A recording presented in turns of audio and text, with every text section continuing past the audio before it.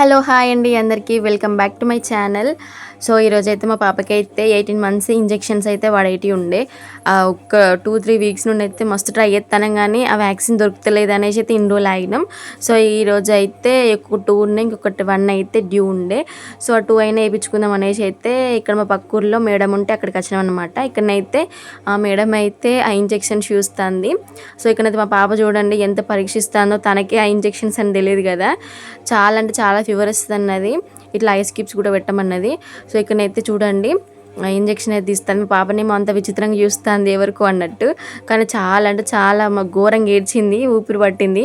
So పాపం నాకైతే మస్తు బాధ అనిపించింది తను చూస్తే. కానీ వాళ్ళ కోసమే కదా ఇంజెక్షన్స్, వాళ్ళ మంచి కోసమే కదా. సో తప్పదు, ఇంకా ఎవరైనా వేసుకోవాల్సిందే. ఇక్కడనైతే చాలా ఏడ్పు వచ్చింది పాప, మా పాపకి అయితే మస్తు ఘోరంగా ఏడ్చింది.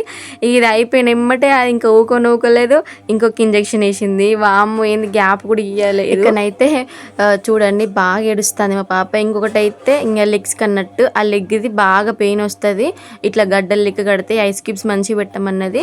సో ఇక్కడనైతే చూడండి మా పాప ఎంత ఏడుస్తుందో. మా అమ్మనైతే గట్టిగా పట్టుకున్నది. ఇక్కడనైతే ఫ్లవర్స్ ఉంటే ఫ్లవర్స్ కనిపిస్తే అయినా ఊకుంటలేదు, ఘోరంగా ఏడుస్తుంది. నాకైతే చాలా బాధ అనిపించింది. ఇక మా అమ్మ ఎత్తుకుంటూ ఊకుంటలేదని మా డాడీ ఎత్తుకున్నాడు, అయినా మా డాడీ ఎత్తుకున్నా ఊకోలేదు. కాసేపు అయినాక అదొకటి చూపించినాక ఊకున్నది. ఇక మెల్లమెల్లగా కొంచెం ఇక సెట్ అయినాక ఇక ఇంటికి అయితే పోయినామన్నమాట. ఇక్కడైతే బయలుదేరినాం. ఇంటికి వచ్చినాకనైతే చూడండి కొంచెం అయితే క్యూర్ అయింది.